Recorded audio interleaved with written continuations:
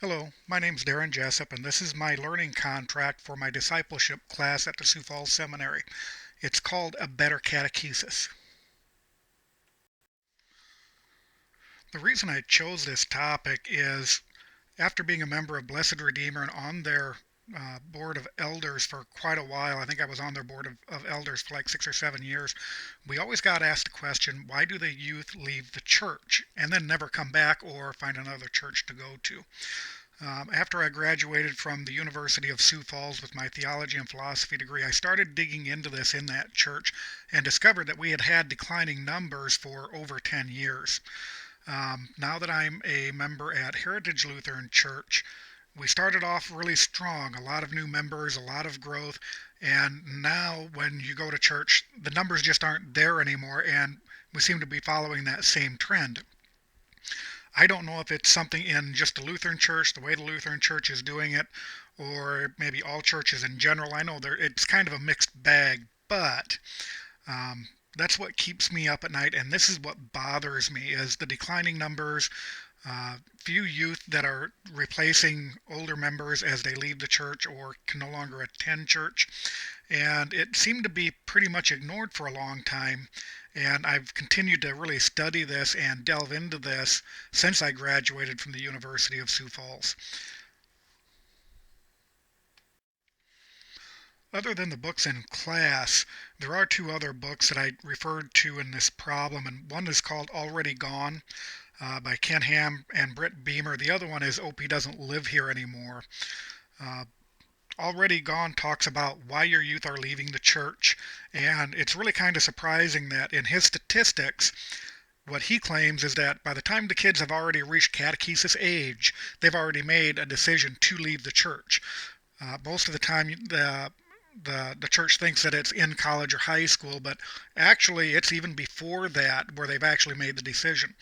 Opie Doesn't Live Here Anymore by Walt Mueller talks about the cultural influence that our children are exposed to and really how unprepared people are to meet that. Another thing that I want to bring up is it wasn't brought up in the book Already Gone. It was posted in a video that Ken Ham had online for quite a while. But he blames the public education system. Since our church is modeled after that public education system, it's secular, it's very push information and give them the information, and it doesn't really make any bonds with that. And he says our Sunday school system is kind of modeled after that, and that's the way it's been going.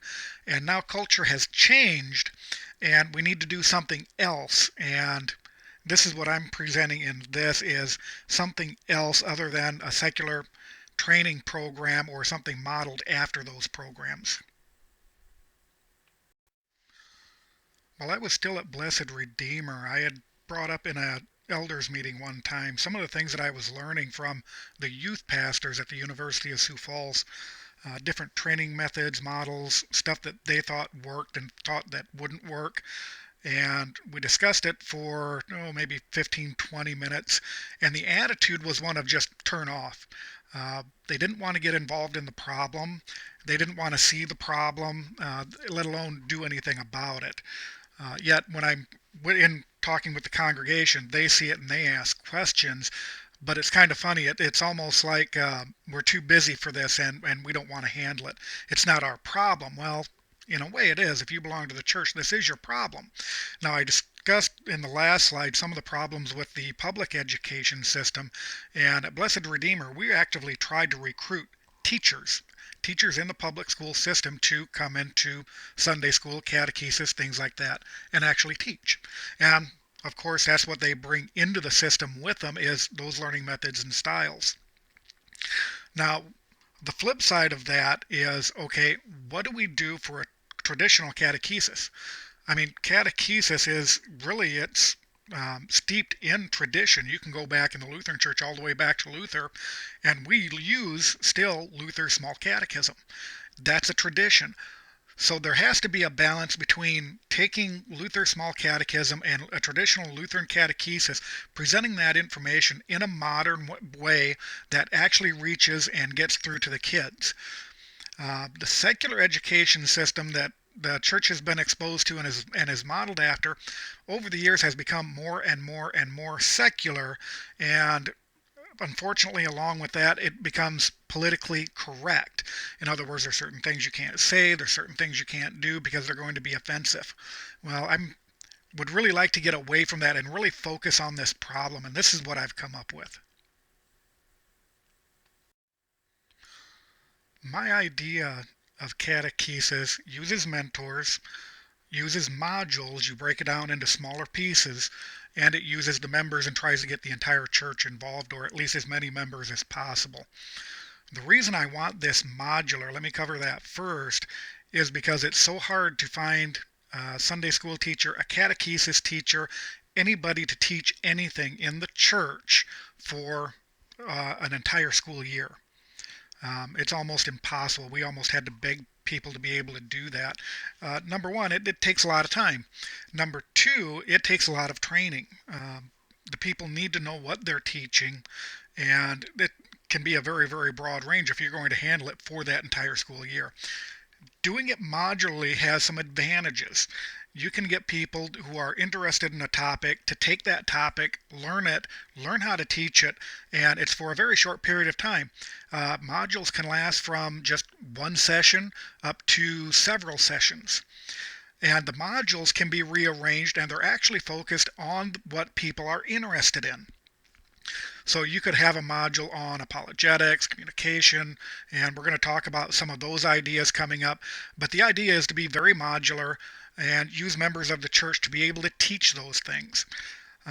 Mentors can always be brought in, and mentors are a great idea. If you have somebody struggling, or even if they're not struggling, if you want to bring a group of mentors in and sit with the class and talk about a certain topic, go through exercises or things like that, those are great ideas. I really like those. And really what I really want to bring out is get away from telling your students, okay, read this section of your Luther Small Catechism and memorize it. And then you're going to come in and then you're going to hear the pastor elaborate on it. I think that's kind of pointless. We'll get into the memory work thing in a little bit. But really, I want them to discuss it. What are they seeing at school? What are they seeing in the newspaper? What are they seeing in the media? What are their friends saying? Okay, this is what Luther is saying about the Ten Commandments. How do you apply that and discuss it? The first module that I would suggest that you teach in any catechesis class is communication skills. It's not taught in the public education system, and you might get a little bit of it in college. You might get a little bit of communication skills if you're going into management somewhere. About every company has its own type of a management class that they put people through. At Gateway, it was called GEM, Gateway Effective Management, and communication skills are a part of that. So if you've got anybody who's ever worked in a corporate management or a company's management, chances are they've had some type of a leadership training that includes communication skills. Or in a worst case scenario, I do know that some colleges offer it as a 1-credit class that the church can send people to teach this module. The reason this module is so important is our kids communicate so poorly. They don't know the elements of communication. They don't know that they're saying is maybe offending the person they're talking to, and they don't necessarily know how to read people's body language. This is going to be something that's going to help build community, help them communicate better as they go through the catechesis course, and help them talk to each other. Number one on this list is respect. Learn to respect each other, and as you communicate and you go through this module, you're going to be able to see and react to how people are perceiving you. I didn't get this until I was already 3 years into the Air Force, and I actually read about it in a book that we were required to read, and it was eye-opening to me. I think this should be probably taught even earlier, but the public education system that I know of doesn't teach this.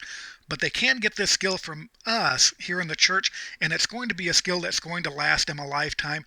Besides that, it is very, very foundational for the rest of the course. The next module that I would suggest, which would be module 2 in a catechesis program, is teaching critical thinking skills. Again, this isn't taught in public education. I didn't have critical thinking skills until I went to the University of Sioux Falls, and we had required critical thinking classes that we had to take. It was great. Again, it was very, very eye-opening. These are the skills that you teach that as you're reading the Bible and you're reading in Genesis, when the question comes up and says, okay, how long were Adam and Eve in the Garden of Eden? Well, the Bible doesn't really say, but you can use critical thinking skills to really look around that question and say, we really don't know because the Bible doesn't say. Why it may, well, maybe it might not be important. Maybe they were there for a short time. Maybe they were there for a long time. We really don't know.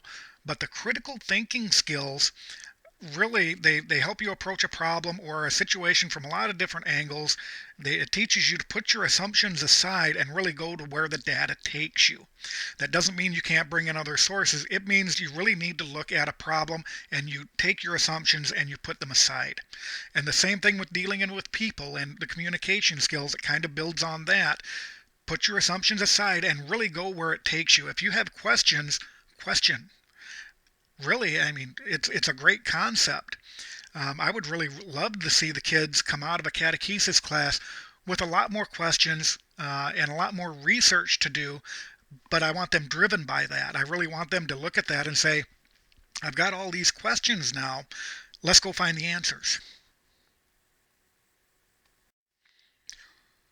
Now, this third module that I'm suggesting here is actually uh, could be placed anywhere in the catechesis program.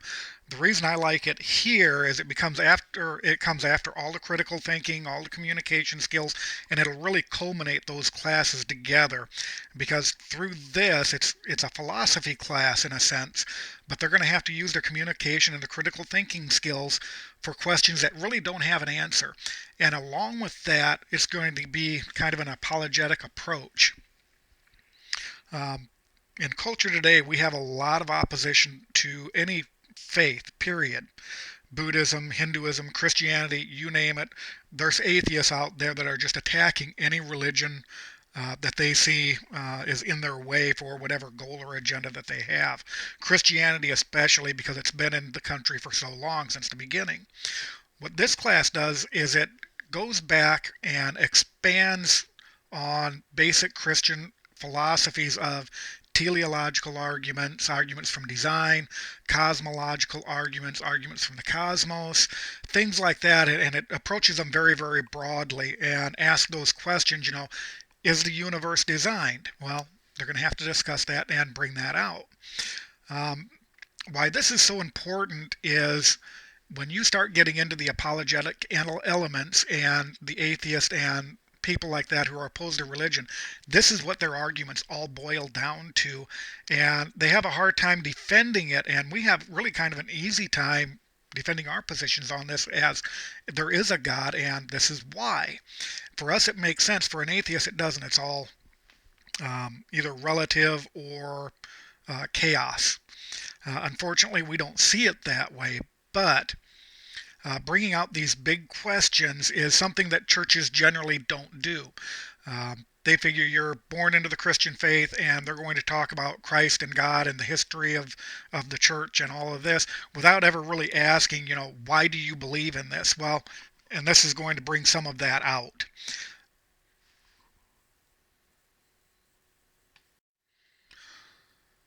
Now, this is where our traditional Lutheran catechesis comes into play. It shouldn't be very difficult. Most of the adults in the church have probably already been through this.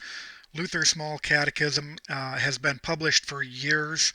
And on top of that, there's Luther's Large Catechism that actually is a very much expanded version of the Small Catechism, where he explains in detail what's covered in the Small Catechesis. So in a way, it's like a resource guide for a teacher. Now, what I would really like to see happen here is use the pastor as a consultant, as an advisor. That doesn't mean he can't teach any of it, but I would really like to see members of the church come together and teach this, break it down into modules. We cover the Ten Commandments, the Lord's Prayer. Everything has its parts. Uh, it shouldn't be hard to get people just to take a part and come in for an hour or two or a session or two and teach their part of it. And I really want to get past pushing of the information. This is the core of Lutheran faith right here. It's important. We've just went through 3 whole modules on getting to this. So this should be very, very important. Use examples, use art, songs, whatever, dissect anything, but always go back to the catechesis and say, okay, how does this apply to the first commandment? How does this apply? Find practical applications for this stuff. Otherwise, they see it as kind of pointless. A lot of pastors, and even in some of our readings, it liked the idea of memory work. When I started talking to kids about their Lutheran memory work, they absolutely hated it.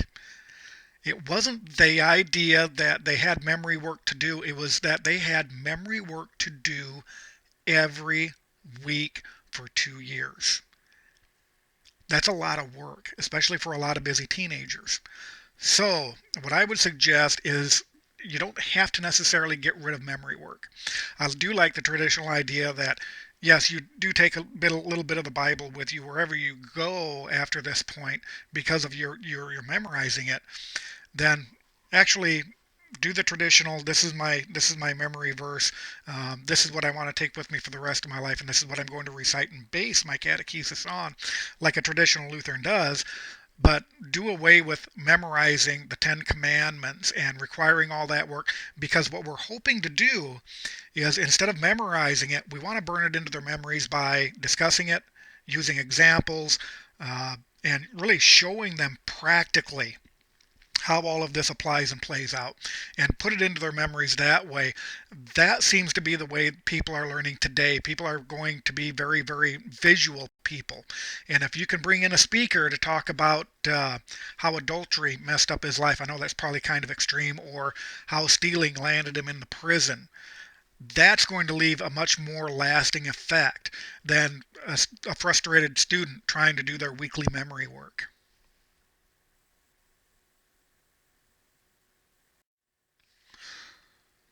Now, catechesis up to this point can last anywhere from 2 to 4 years, depending on how you've got it moduled and what you're going to require. After catechesis is really where the deeper subjects come into play.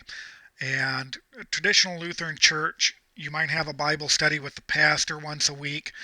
You might have a small group, but those are fairly rare. Everybody seems to rely on the pastor for these things, and the pastors are always tied up, and it's no wonder they never get to do what we really expect them to do. It's because they're always tied up, always planning sermons, planning this Bible study or catechesis or midweek or whatever they want to call it. But what I'm proposing here is take your deeper subjects and apply them the same way.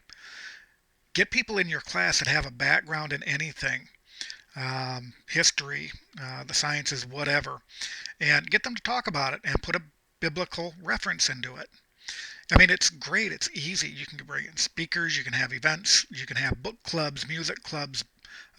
You can get people together to talk about the latest movie and how it had biblical themes. And one of the great things about this is The Lord of the Rings, J.R.R. Tolkien. I mean, come on, how many movies did that take? 4? I mean, including The Hobbit. You can get people together to discuss that stuff on a biblical basis. And for Tolkien, it's easy. He was a Catholic. I mean, you can bring together people to discuss C.S. Lewis books or Bonhoeffer. Bonhoeffer would be a great study. But start relying on your people within the church instead of your pastor. Use your pastor as a resource always, but that's going to free up his time and make him a little happier, and he's going to be used as the resource, not the all-around church. You're going to start relying on the church for teaching, which is great, because if they've been catechized and they've got an interest in something, let them study it. Give them suggestions, let them go, and let them pull together small groups, large groups, whatever they need to, and talk about it. 2 or 3 people, 4 or 5 people, up to 20 people. Let them have at it. Celebrate calls those life groups, and there's a lot of other groups that are doing that. What it does is it unchains them and lets them apply their own schedules as a group. And if a problem does come up, there's millions of resources out there for them to go to, including your pastor, including your church governing bodies, boards, whatever. But get more of the church involved in teaching. And after catechesis, like I said, if you've got these high school students that just came out and they want to form a group to study just basket weaving in the Bible, let them go for it. Don't block them, don't hinder them, but give them the right resources, and let them have at it. Let them discuss it and let them go. I think you'd be farther ahead than waiting every week for the pastor to do his weekly Bible study on a subject that you've heard in 20 different sermons, so you already know what he's going to say. Expand it and really make it relevant.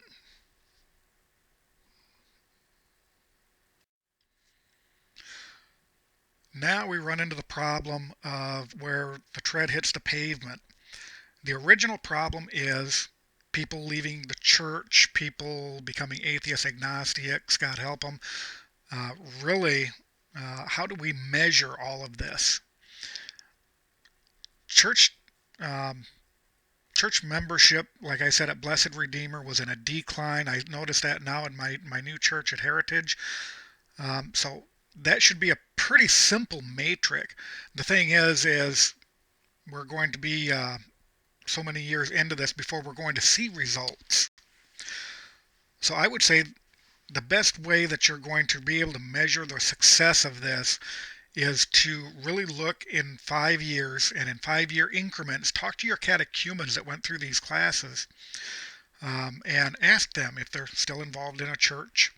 Maybe hopefully they're teaching in a church, or even better, have joined the clergy in some capacity.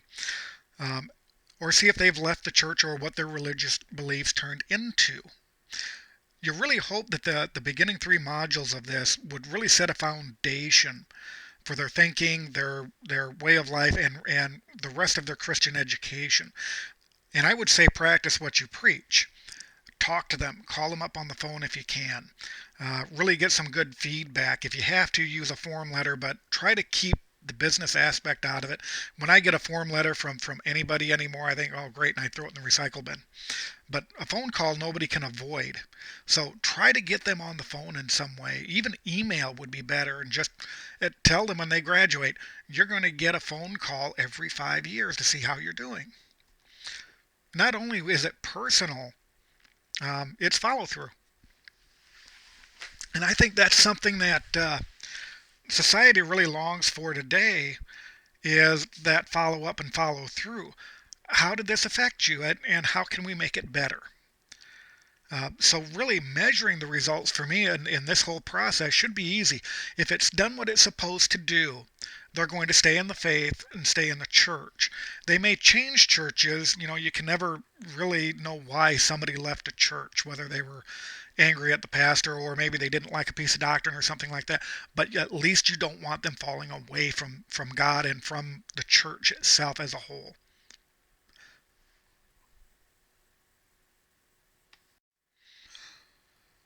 In conclusion, let me say this.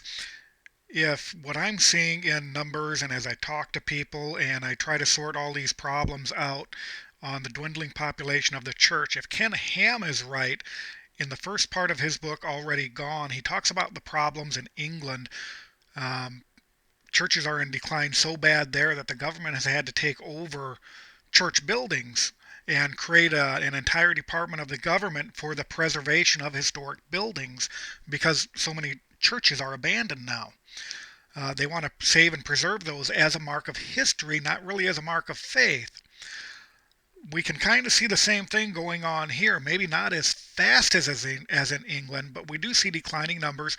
We do see problems in the church. But it's like somebody said one time to me, it's the church. It's made up of people. It's going to have problems. That's why we need the church, and we need those people in them. What my program suggests is, before you start your traditional catechesis, is start teaching some of the skills that they're going to need to go through their entire lives that are not taught anywhere else. The critical thinking skills, the communication skills, the apologetics, and the big questions. and really get them to ask questions. Teach them how to really look at something from a lot of different angles, ask a lot of questions about it, bring them up in the faith, and hopefully by the time they've reached that college level, they've got all kinds of questions that they want answers to. The church may not be able to give them the answer that they want, or um, give them the class that they want, but that question is still there. And even if they have to study independently, you want them to be able to do that. You want them to be able to form those questions and shore up their faith. Traditional catechesis is great. It's why we're Christians. It's why we're Lutherans.